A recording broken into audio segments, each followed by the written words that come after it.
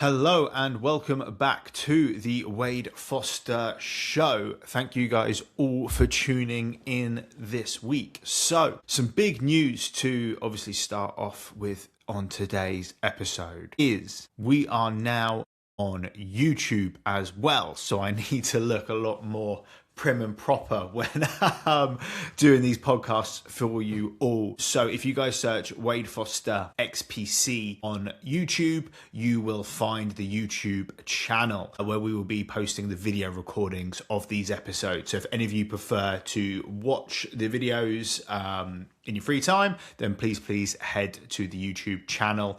As always, whatever platform you listen to me on, I truly appreciate it. If you can like and subscribe and do all that jazz to help me out, I will greatly appreciate all the support. Today's episode it's interesting. So this is what I used to do. So I used to do bodybuilding. Before I turned into executive coaching, I used to be a bodybuilder. I have competed in men's physique. I was a professional fitness model. I have won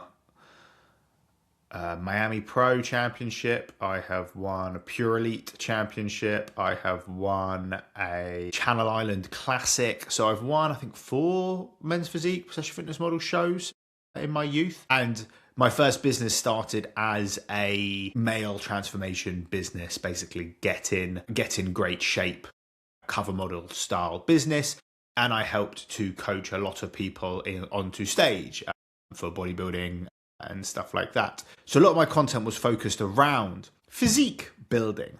As I got older, as the business changed, as I grew as a businessman, as some things happened in my family life, the business transitioned to more what it is now, which is this executive health coaching around health optimization, living a happy, healthy lifestyle, which physique is a big part of it. A lot of it is losing fat, building muscle, etc., but not really bodybuilding physique focused, more around longevity focused or performance focused lifestyle.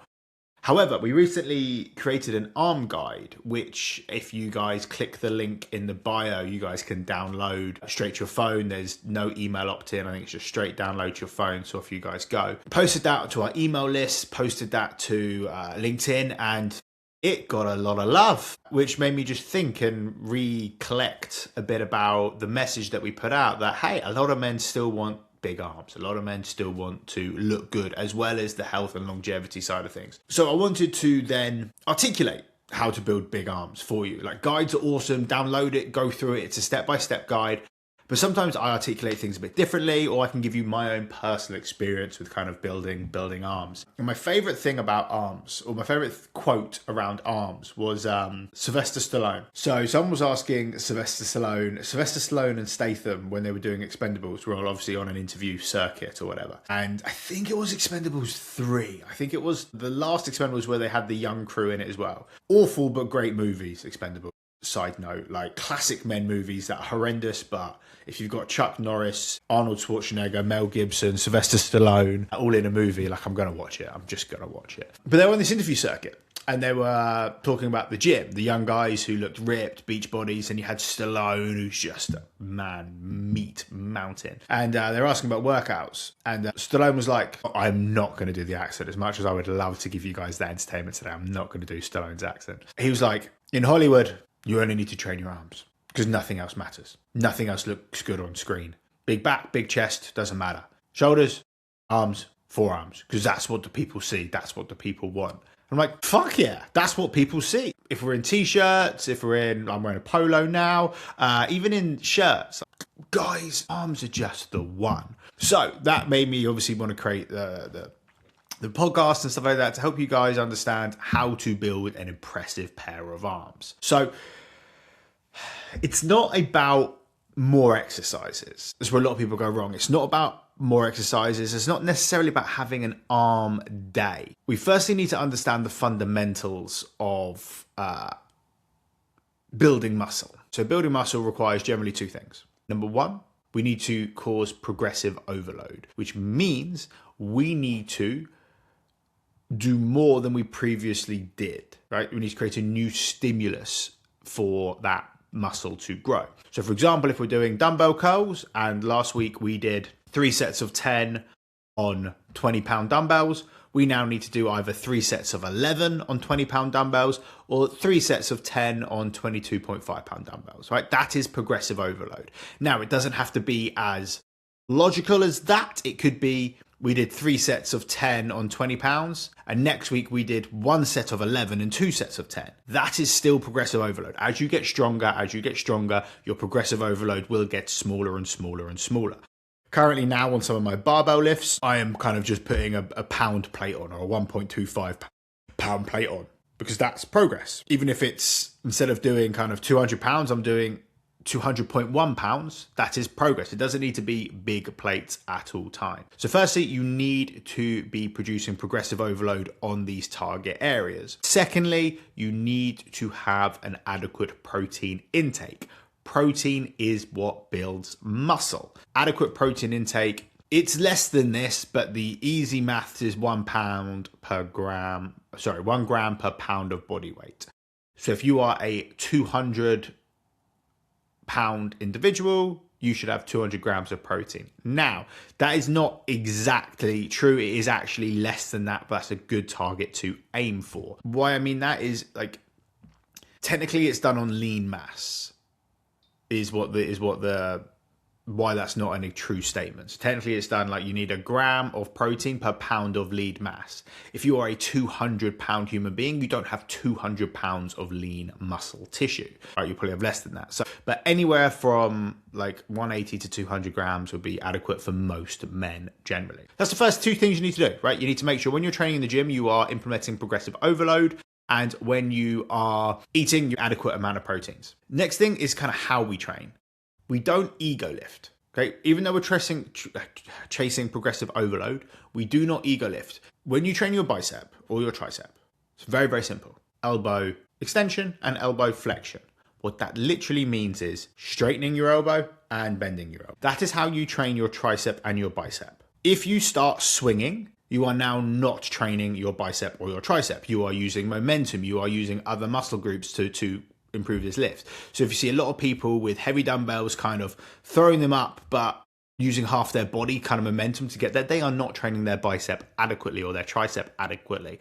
So one thing to wear is do not ego lift. You literally really, really want to isolate the area. So now firstly, let's dive into the anatomy of what we're looking at. So I believe we want to have big deltoids, biceps, triceps, and forearms. Forearms are so often forgotten, but they're what everyone sees. Everyone sees your forearms, right? If you're in a shirt that's rolled up, t-shirt, like forearms need to be trained. So deltoids, shoulder. You have your front delt, your lateral delt or medial delt, and then your wrist. You have 3 heads on your shoulder that we want to train. We then have your bicep, which has 2 muscles attached to it, and you have your tricep, which has 3 muscles attached to it. Hence, bi and tri. Good point to note here, your triceps are bigger than your biceps. You have more muscle on your triceps than your biceps. So you should train your triceps more because they take up about 2/3 of the arm.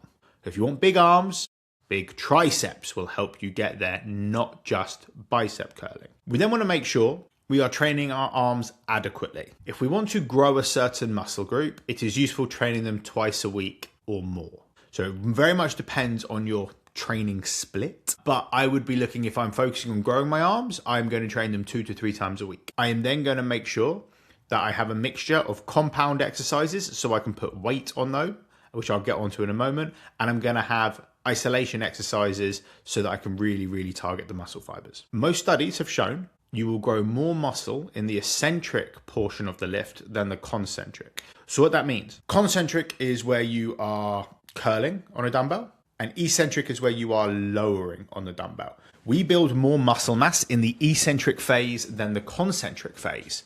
So, where a lot of people focus on curling the weight up and then letting it drop to the ground, you are missing out on the majority of muscle growth. So we want to make sure that we can curl the weight up and we control the weight on the way down. A really good way to think about this would be a 2-second eccentric and a 2-second concentric. So the rep should take you around 4 seconds to complete every rep. So 1, 2, curl it up, 1, 2, lower it down. That would be the best tempo for muscle building. Track everything.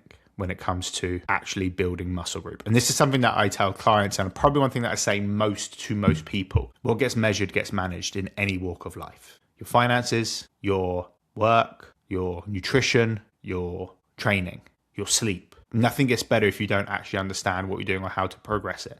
So use an app, use a notepad and pen if you like old school, and each week you need to be doing more, either a rep or higher load, and that will help you grow muscle. Next is understanding recovery. You do not grow in the gym. Don't grow in the gym. The gym is where you tear the muscle down. You grow outside of the gym. So if you train every morning and then you don't fuel correctly during the day, you go out for dinner, have a glass of wine, and you go to bed late, you fucking not built any muscle in that strength session because your recovery post has been fucking shocking. You build muscle outside the gym. You build muscle with the food and the recovery that you do. So food and sleep is what builds muscle. Progressive overload in the gym is what breaks it down, causing your body to go, fuck, we need more muscle here. He's putting more stress on us. We need more muscle here. And then the protein that you give it and the rest that you give it is what gives you that muscle growth. So we want protein, we want right calories, we want the right nutrients to get us where we need to be. Now, let's dive into some actual movement patterns that I think are most beneficial for people when it comes to kind of building arms. People overcomplicate it. This is a pet peeve as well, because and this is kind of why I'm trying to be more, getting the YouTube channel, getting more out there with kind of health tips, because fucking what you see online, guys, don't pay attention to it. It is horrendous information. Like, so many people just do stuff for clicks and looking fancy and looking cool, etc. So very simply, let's break these down as easy as we can. Let's start with the delts, okay? Your shoulders. Handful of exercises that are beneficial. Okay, 1, an overhead press variation. It does not matter what you use, if you like barbells, if you like dumbbells, if you like machines. Doesn't matter what you use, but where you're pressing something over your head is a great shoulder builder, generally all-round shoulder builder. It will mainly hit your front delts, but it does hit your lateral delts, so your side delt and your rear delt in any overhead pressing movement. So everyone should be doing a form of an overhead pressing movement. Now, because you do an overhead press movement and because you're probably doing a bench press or a dumbbell press movement when it comes to like your chest and stuff like that, your front delt is getting absolutely steamed. So doing front raises is completely and utterly pointless. Don't do front raises. You are going to do an overhead press for your anterior delt. You are then going to do a lateral raise. Again, any variation that suits you. You can do dumbbell, you can do machine, or you can do cable, depending on what you've got access to, what gym equipment you've got, whatever it may be, wherever you like, one of those variations. A lateral raise is simply where the weight starts down by your side and you are bringing it out so you look a bit like a T. Right, you can Google kind of the exercises, or the exercises are laid out in the arm guide in the download. Then you want to do a rear delt fly variation. So this can be a reverse pec deck, a cable rear delt fly, or a dumbbell rear delt fly. That's it. Don't overcomplicate it. If you just got good at those. Now, each one of those, people go, oh, but it might be a bit boring. Each one of those has 3 variations, as I've mentioned. Overhead press, well, we have dumbbell, we have barbell, we have machine. You have seated barbell, seated Smith machine, standing barbell, standing seated dumbbell. There's so many variations to all of these that you can do. You've got seated lateral raise, standing lateral raise, cable lateral raise, machine lateral raise. So it's the movement pattern that matters the most, okay? So that's your 3 exercises that are going to be very, very important to building your deltoids, which is going to build that wider frame and the start of your arms really, really popping. We then come into the bicep. Now, the bicep has 2 main muscles that we're functioning on. So we want to look at a handful of good exercises. So firstly, we want I like a preacher curl variation. The reason I like a preacher curl variation is it stops all swinging. As I mentioned earlier, swinging is where you're not really training your bicep, right? You're just training momentum and you're not really doing anything. A preacher curl, your gym may have a pad, or it's where you can lay your tricep on a bench in the gym at like a 45-degree angle, and you're kind of curling up, keeping your tricep attached to the bench. What this does is it really, really isolates the bicep. I absolutely love this variation. This would be my king of bicep builders. Isolation movement, maximum tension. I would then look to also have maybe a bit of a heavier bicep curl, because preacher curl is very isolated. I would look at a bit of heavier, which is where a barbell curl or a standing dumbbell curl would be useful. And then to hit the other area of your bicep, your brachialis, and a bit of your tricep, you would do a hammer curl. That's it. Don't overcomplicate it. They're your 3 bicep exercises. That's it. And I actually do 2. If you really want to know mine, I do a hammer curl and I do a preacher curl. But if you this is to grow maximum arms, you'd probably add a heavy curl in as well. That's it. Simple. Don't overcomplicate it. Again, with them, you can do slight different variations. So you've got dumbbell preacher curl, you've got an EZ bar preacher curl, you've got a cable preacher curl, you've got dumbbell hammer curl, you've got cable hammer curl. So there's different variations that you can do with those lifts to stop boredom, but I would just use dumbbells because it's easier. Now triceps. Now we have 3 heads of the triceps here. So I like a couple of different exercises to really, really maximize tricep development. So my first one would be a heavy compound, which would be a close grip bench press. So to do a close grip bench press properly, you want your arms basically coming out at shoulder height on the bar. So when you normally do a bench press, your arms are coming much wider to activate the chest. Close grip bench press, you're literally just bringing them straight out in front of you. So it's kind of at shoulder height on the bar, bringing it down to your sternum and pressing back up. That is going to really help isolate the tricep rather than using a lot of chest, but it will use a little bit of chest and it will use a little bit of anterior delt because it's a big compound exercise. But this is where you can get heavier and you can put more basically weight through your triceps. Then a skull crusher variation. I really like dumbbell. Some people may prefer like an EZ bar or something like that, but a skull crusher variation is an excellent way to isolate the triceps. And then I'm gonna look at 2 different rope variations or cable variations, a cable push down and then a overhead cable extension. You can use a rope, you can use a V-bar, you can use a straight bar. Really doesn't matter, whatever you have access to, whatever you prefer. And they would be my tricep exercises. And I actually do all 4 of those throughout my workout. So I have a close grip bench press, I have a skull crusher, I have a V-bar push down, and I have a rope overhead extension, all in mine. That's it. Like those 4 exercises, absolutely amazing to build great triceps. Then we have forearms. Now this is something I've been really, really focusing on personally myself in my last kind of 6-week training block, and I'm going to continue doing this. So forearms are amazing. We want obviously better for grip, and grip is linked to longevity, but dense forearms just look fucking sick, right? You just look great with some dense forearms. So a few variations that we want to do when it comes to forearms. So the first one will be a wrist curl. Okay, so this is where forearm is on a bench and your wrist is hanging off and you are curling the weight towards you very, very simply like that. Then the other one will be a reverse wrist curl. So this is where you're going to flip your arm over so your knuckles are facing the ceiling on the bench, and then you are going to extend your wrist, and that is going to work the top side of your forearm. Then you are going to do a form of a loaded carry of some description. I like farmer's walks personally, really working on grip.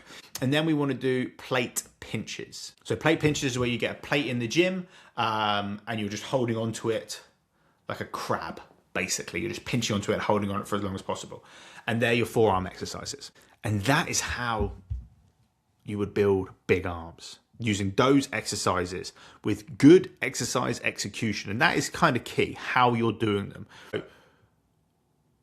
I would urge you all to pay attention to form. If you are unsure on form, obviously potentially look to get a coach. There are some decent YouTube videos out there. I'm sure on our YouTube channel, I will put workout videos there at some point. But form is going to be key. When you are training your overhead press, you should feel it in your shoulders. When you are training your lateral raises, you should feel it in your lateral delts, so your lateral shoulders. If you're feeling it in your traps or your back, you are not using the right target muscle. When you're doing a bicep curl, all you need to focus on is bending at the elbow. If you're swinging, you're not using your bicep. So just focus on bending at the elbow. And honestly, it really doesn't matter the weight you're using. As in, don't like, oh my God, the guys next to me are bloody doing it. Doesn't matter. Because they're probably doing bad technique. If you honestly just started at day one, and let me finish the point. Start day one, let's say you're curling 10 pounds. Each week, you just did a little bit of progressive overload, either adding a rep or then adding a weight. You will build great biceps. You will build great triceps. You will, but just by doing that process, rather than people who are curling or cheating weights. And that's why tracking is so important. And I stand by this point. One of my biggest frustrations with my physique is I got shiny object syndrome. Like I changed programs too much. I changed fields. I enjoyed my strongman. I enjoyed doing different things at points, but if I just stuck to what works, and this is where I'm older, so and I hate it, because when I was younger, the older guys were like, just don't program hop, just stick to the program, see it, just do it, you'll get better results. You're like, no, I like this person more, or whatever. And then now you're older, you're like, fuck, if only I listened to that good advice. So don't look at what other people are doing in the gym, just focus on your technique and your execution. How would I potentially look at putting these workouts together? So I like looking at, obviously, frequency. Frequency is beneficial here. So I wouldn't necessarily just chuck biceps on one day or triceps on one day. I would try and do a bicep and tricep exercise on other days as well to elicit more growth. So I'd potentially look to add in like barbell curls, rope push downs, and wrist curls on one day in the gym. And they're not really going to affect the rest of the workout. Then the next day, I would look to put in lateral raises, preacher curls, and overhead extensions, right? So try and get them in as often as you can. Next day, you do maybe hammer curls, close grip bench press, rear delt fly. So you're trying to just put these extra exercises as extenders to your program. So for me currently, I train push, pull, legs, beach weights. So I do 4 workouts a week. Monday is push, Tuesday is pull, Wednesday is a rest, Thursday is legs, Friday is a rest, Saturday is beach weights. Now, beach weights is a predominantly arm focused day because that's what looks good on the beach. So that I just call it beach weights. But on my push day, I add in so obviously triceps are on my push day, but I add a set of curls and a set of forearms on that day. On my pull day, biceps are in that, because obviously that's a pulling exercise, but I add a set of triceps and a set of forearms. On my leg day, I add a set of all of them. So I do one bicep, one tricep, one forearm at the end of my leg day. And then Saturday is kind of a dedicated day to shoulders and arms. So that's me, I'm hitting them 4 times a week, right? Now it's only one exercise each session, but it gets more muscle growth. So for example, if I was to just do all my triceps on a Monday, and I annihilate them, my triceps aren't getting stimulated again until my next push session, which is a week away. Whereas with me, my triceps my kind of short head of a tricep gets hit a bit on a Monday. My long head of a tricep gets hit a bit on Tuesday. Rest and recover, Thursday gets hit again. Friday, rest and recover, Saturday gets hit again. So it's getting 4 opportunities a week to grow rather than just the once a week.